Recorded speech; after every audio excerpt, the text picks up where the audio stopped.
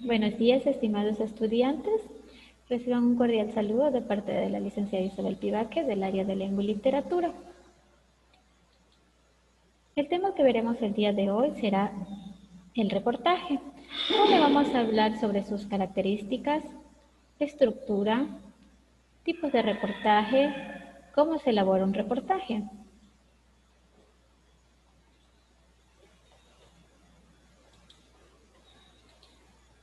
¿Qué es el reportaje? Es un texto informativo en el que se desarrolla de manera amplia un tema concreto. Toca darse cuenta que el reportaje es un trabajo de índole periodístico que contiene una finalidad informativa. Los reportajes abordan varios temas de actualidad. Podríamos enfocarnos en los tipos de interés social, ¿no es cierto?, al momento de redactar un reportaje.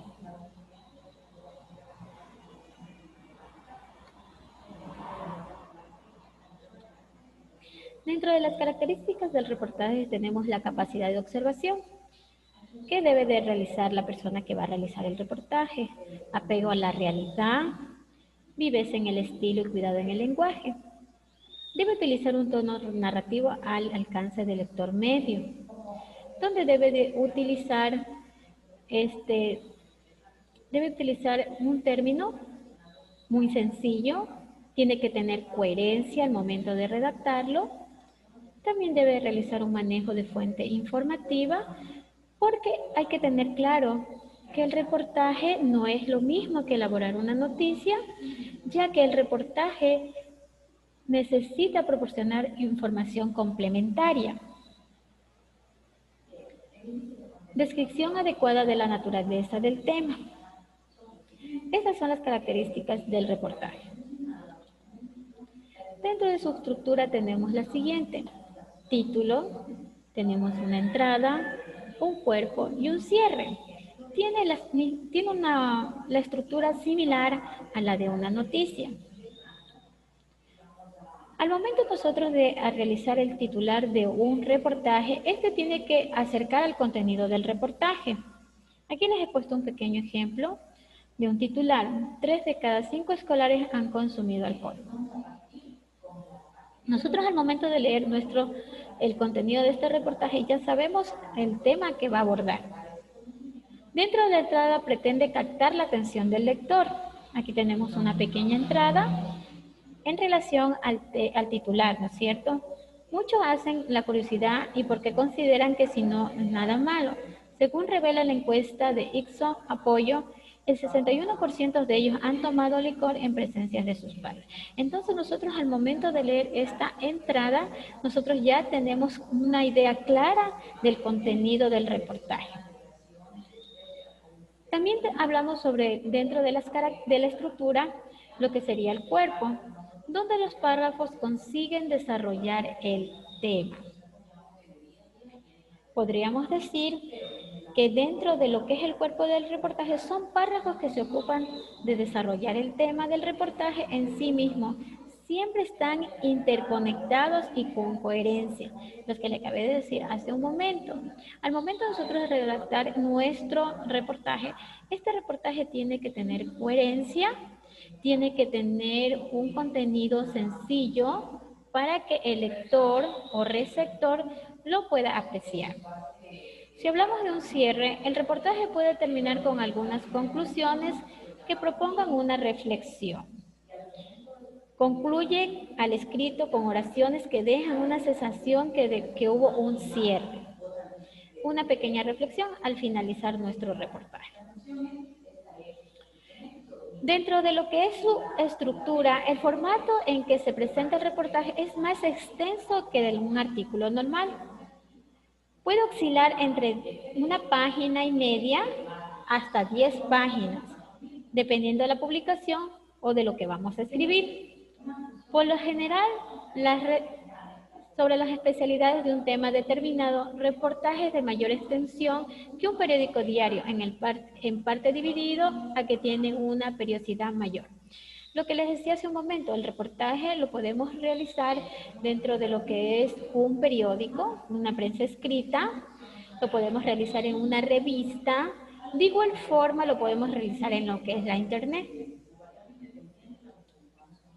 Tenemos varios tipos de reportajes. Dentro de uno de los tipos de reportajes que tenemos es de tipo científico. Este tipo de reportaje destaca los avances, descubrimientos científicos más relevantes. Estos están enfocados en especializar, en demostrar el progreso y los avances científicos de la época. Cuando hablamos de un reportaje explicativo, se presenta a profundizar en hechos trascendenciales entre la opinión pública, entre el fondo predominante noticioso. Este tipo de reportaje consta de investigación, de sucesos que resaltan la importancia a nivel popular. Si hablamos de un texto investigativo, este tipo de reportaje requiere de una labor casi de detective, el periodista para captar detalles completamente desconocidos sobre el hecho en particular. Este tipo de reportajes se ocupan de ver detalles sobre un hecho particular que resaltan lo desconocido. Si hablamos de un tipo de reportaje interpretativo, el reportaje interpretativo requiere de un talento e imaginación del periodista para ser transmitido de manera inteligente y amena. Tiene la función de explicar al lector un tema demasiado complejo. Su estructura puede variar y puede tener una extensión acotada. Si hablamos del texto informativo, este responde a la técnica famosa pirámide invertida, donde el reportaje hace gala de su estilo, de su libertad expositiva y creativa. Cuando hablamos de que tiene la forma de una pirámide invertida, quiere decir que vamos a empezar narrando lo de mayor relevancia y concluimos con lo de menor relevancia. Eso quiere decir que tiene la pirámide invertida. De interés humano. Este tipo de reportaje es aquel que está centrado en una persona o en una colectividad, dando relevancia a su vida o a un aspecto de su vida. Este tipo de reportajes pueden basarse ya sea en un individuo, en un pueblo, en una colectividad o en la comunidad en general. El tipo de reportaje formal. Este tipo de reportaje es similar a la noticia. El periodista no concluye opiniones personales, tiene un lenguaje un poco más amplio que el de la noticia. Al momento que nosotros realizamos el tipo de reportaje formal, la opinión del periodista no incluye dentro de su contenido. Hablamos también de lo que es el reportaje narrativo, que es muy parecido a una crónica. Este tipo de reportaje nos da describiendo y hablando sobre el suceso como si fuese una historia. Al momento de nosotros redactar nuestro reportaje narrativo, lo vamos a hacer de una forma narrando los hechos como si fuese una historia. Vamos a ver lo que es la elaboración de un reportaje, donde dentro de la elaboración de reportaje tenemos lo que es la planificación, investigación y redacción. Al momento de nosotros planificar, seleccionamos el tema, hacemos un enfoque al esquema de investigación. Al momento de nosotros planificar, tenemos que tener claro que vamos a tener por anticipado que vamos a escribir y a quiénes vamos a destinar nuestro reportaje. ¿Qué tipo de reportaje vamos a escribir y la información que necesitamos recoger? Entonces, al momento de nosotros planificar, tenemos que tener claro el enfoque, el tema que vamos a realizar. Cuando hablamos de investigación, estamos hablando de recopilación de información planificada y organizada. Necesitamos fuentes, datos, ubicación del presente, pasado, si es presente, pasado, futuro, y la relación de evidencia y anexos. Cuando hablamos de la redacción, es el compresamiento de la información. Hacemos un análisis de edición, redacción, borrador y versión definida. Cuando hablamos de redacción, el reportaje está con bases en el plan de ideas que utilizamos utilizando la información recogida. Nosotros también tenemos que hacer una revisión, o sea, tenemos que releer el texto, considerando los aspectos que debemos recoger, elaborando un nuevo borrador. También tenemos que tener en cuenta dentro de sus fases lo que sería la publicación. Escribimos una versión final del reportaje y lo difundimos a los destinatarios. Eso es en base a la elaboración de un reportaje.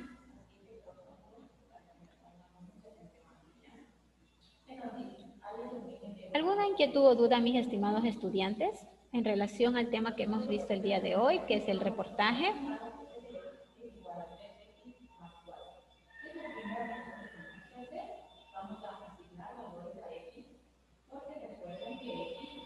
Señor Durán, ¿tiene alguna duda e inquietud? No. Ya, listo. Señorita Gladys, ¿alguna duda e inquietud en relación al tema que hemos visto el día de hoy, que es el reportaje? Buenos días, licenciada. Buenos No, días. ninguna. Ya, listo. Como tema adicional específico, vamos a hablar sobre las reglas ortográficas. Es muy importante, como hemos visto el día de hoy, el tema que es el reportaje. Nosotros al momento de redactar un reportaje, un contenido, necesitamos no tener faltas ortográficas. Entonces vamos a hablar el día de hoy sobre una de las reglas ortográficas muy importantes. Son las normas que regulan la escritura de las palabras, ¿no es cierto? Vamos a enfocarnos en el uso de la letra M. Nunca se introduce la N antes de B o P. Es una regla ortográfica muy importante al momento de nosotros escribir. En este caso queda sustituida por la letra M, por ejemplo, embaucar o empezar. Aquí les tengo unos pequeños ejemplos en relación a la regla ortográfica que les acabé de dar. Aquí tenemos la utilización de la M antes de la B, hombre, tambor, sombra, bombilla, también. También tenemos el uso de la M antes de la P, como es campana, comprar, trompeta, compartir, campo. Me gustaría que el señor Durán me ayude con un ejemplo de esta regla ortográfica, el uso de la M, el uso de la M antes de la B, perdón. Compás. Muy bien. La señorita Gladys, por favor, me ayuda ahora con otro ejemplo, con el uso de la M antes de la P.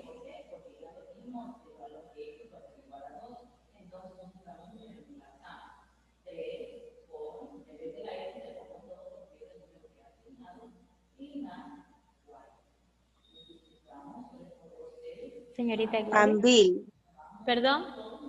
Pambil. Pambil, muy bien. Ya. También tenemos que tener claro el uso de la N, sin embargo, se utiliza antes de la V. Ya, podemos poner por un ejemplo enviar o envase. Aquí tenemos unos ejemplos que sería envidia, envase, envío, inventor, convento, invertebrado, desenvolver, tranvía. Entonces, tenemos que tener clara esta regla ortográfica. El uso de la M antes de B o P y el uso de la N antes de la letra V en una palabra. También vamos a ver lo que es el uso de la coma, que es muy fundamental para realizar una pausa dentro de la oración. Como primer punto tenemos que para enumerar dentro de una oración o un párrafo debemos utilizar la coma. Aquí tenemos un pequeño ejemplo que dice, me compré una camisa, hacemos la utilización de la coma, un pantalón y un zapato. También para hacer aclaraciones, inciso o una ampliación se utiliza la coma. Como tenemos el pequeño ejemplo aquí que dice, María, mi sobrina, adora comer. También hacemos el uso de la coma cuando vamos a dar una explicación. Como tenemos un pequeño ejemplo aquí. Tendré que ir al médico porque me duele mucho el estómago. Es importante el uso de los signos de puntuación. Aquí también tenemos el uso del punto y la coma. Presenta en la oración una pausa mayor en la coma, pero menor que el punto seguido. Se usa para separar elementos en una enumeración cuando hay explicaciones complejas. En general, el uso de este signo es subjetivo, pues casi siempre puede sustituirse por el punto seguido, por lo que será a juicio del escritor. Entonces aquí tenemos un pequeño ejemplo donde nos dice, este es el plan, ustedes irán primero por la izquierda, aquí estamos haciendo la utilización del punto y coma, nosotros iremos a la derecha, nuevamente hacemos la utilización del punto y coma, y el tercer grupo por el medio, ¿sí? Aquí también les tengo un pequeño video para que vean la importancia del uso de los signos de puntuación.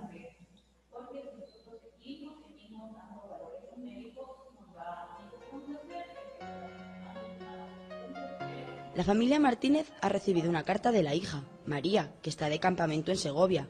Pero algo pasa. Cada uno de los que empieza a leer el texto cae desmayado antes de terminarlo. ¿Cuál es la razón? A María no la enseñaron a utilizar los signos de puntuación que, además de dar coherencia al texto, marcan la entonación y la respiración durante su lectura. Para explicarlos utilizaremos la carta de María. Esta es la primera parte. El primer signo de puntuación que usaremos aquí serán los 2 puntos, porque siempre se escriben después del saludo de una carta. También encontramos 2 puntos antes de una enumeración, por lo que los pondremos aquí. El siguiente signo que tiene que aprender María es la coma. Con ella señalaremos una pausa dentro de la oración. Nos sirve, por ejemplo, para separar las palabras de una enumeración. Canto, coma, hago talleres, coma, voy a la piscina. Se utiliza además para aislar expresiones como a veces. También cerraremos con comas mi compañera de habitación, porque las aclaraciones dentro de una oración siempre se ponen con este signo. Otro uso de la coma es aislar al vocativo, por lo que pondremos coma antes y después de mamá. Conozcamos otro signo de puntuación, las comillas. Estas sirven para reproducir citas textuales. Esta frase la dice Estela, por lo que pondremos comillas antes y después de ella. A veces se introducen incisos dentro de las oraciones, como es este caso. Para señalarlo, se aísla la aclaración mediante los guiones. No es su única función, también se ponen en las enumeraciones y precedida de un punto en los epígrafes de un libro o tras el nombre de los personajes en una obra de teatro. Prosigamos. María le hace una pregunta a su madre, ¿verdad? Esa cuestión debe señalarse con los signos de interrogación, que indican que va a comenzar y que finaliza una pregunta. Los de exclamación, por su parte, representan la lectura exclamativa de la frase ¡qué bien! La primera parte de la carta ya está bien puntuada. Pasemos a la segunda. Aquí faltan puntos. Los puntos indican que una oración ha terminado y tiene por sí misma sentido completo. Existen 3 tipos de puntos. El punto y seguido señala que el texto que vendrá después de la oración, que continúa en el mismo renglón, tiene relación con ella. Lo pondremos aquí y aquí, porque está relacionado que María conociera al niño, que se llame Juan, que se siente con él en el comedor y que a él tampoco le guste la sopa. Sin embargo, ya queda poco para vernos, no tiene relación con Juan, por lo que lo separaremos con un punto y aparte. El punto y final, como su nombre indica, concluye el texto. María termina la carta con la frase ya queda poco para vernos, por lo que la cerraremos con un punto y final.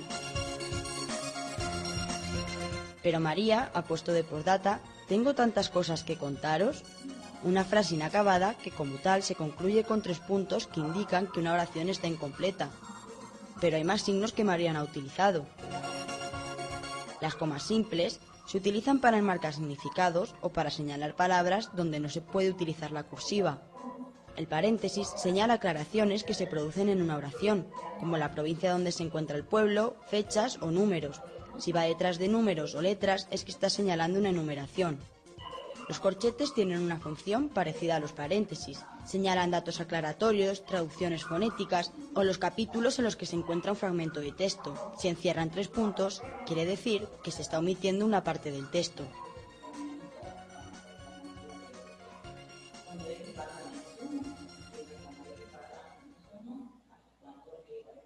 Esos en relación a los signos de puntuación que hemos visto el día de hoy. Mis estimados estudiantes, ¿alguna duda dentro del tema que hemos visto el día de hoy?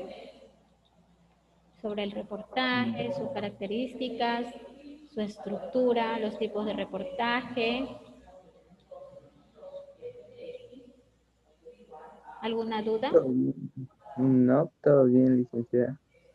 ¿Ninguna inquietud dentro del tema que hemos abordado el día de hoy? No, para mí no, está bien. Ya. Señorita Gladys, ¿alguna duda e inquietud? No, licenciada. ¿Queda todo claro en relación al tema que hemos explicado el día de hoy? Sí. Ya. De mi parte, mis estimados estudiantes, ha sido un placer haber compartido el día de hoy con ustedes el tema que es el reportaje. De igual forma, el tema que hemos abordado, que es las reglas ortográficas y los signos de puntuación. Para que ustedes al momento de redactar un texto lo puedan realizar de la forma correcta, utilizando los signos de puntuación y una gramática correcta. De mi parte, que tengan un excelente día. Igualmente, licenciada, esta mañana. Muchas gracias, licenciada. Igualmente, pase bonito.